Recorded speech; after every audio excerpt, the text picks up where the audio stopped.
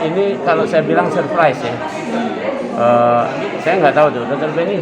Ya. Ini kapan mulai tahunya acara ini? Sekitar kita dapat infonya sekitar 4 hari yang lalu. 4 hari yang lalu. Dijadwalkan sih sebenarnya kemarin, cuman diundur hari ini jadi. Oke, jadi ini suatu surprise, jadi satu hal.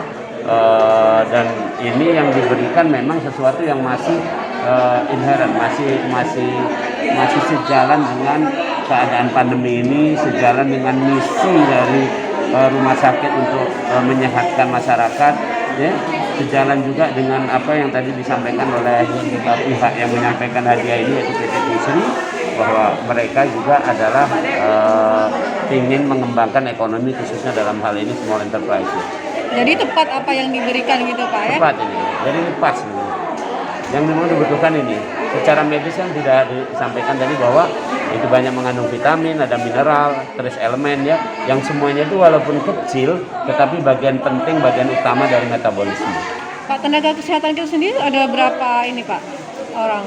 Di sini semuanya ada 315 orang, kemudian ditambah lagi ada dokter-dokter yang, kalau dokter kan bukan pegawai ya, tapi dokter adalah kerjasama dengan sini, ada sekitar 40-an, jadi sekitar hampir 400. Jadi pas Pak ya jumlahnya yang diberikan? Jumlahnya juga diberikan dari 400. Harapan kita sendiri Pak gimana?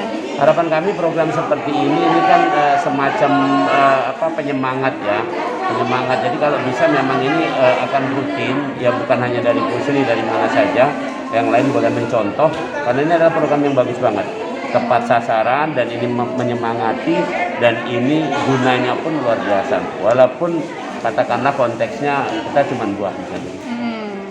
Pak, tapi Pak kalau sebenarnya Pak buah yang paling bermanfaat itu Pak untuk di tengah pandemi kayak COVID ini apa sih Pak? Hampir semua buah, karena intinya gini, satu, buah-buahan itu pada umumnya mengandung vitamin C.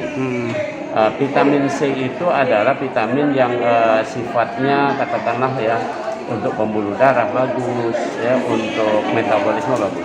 Yang kedua itu ada mengandung vitamin B, termasuk beberapa diantaranya ada asam folat.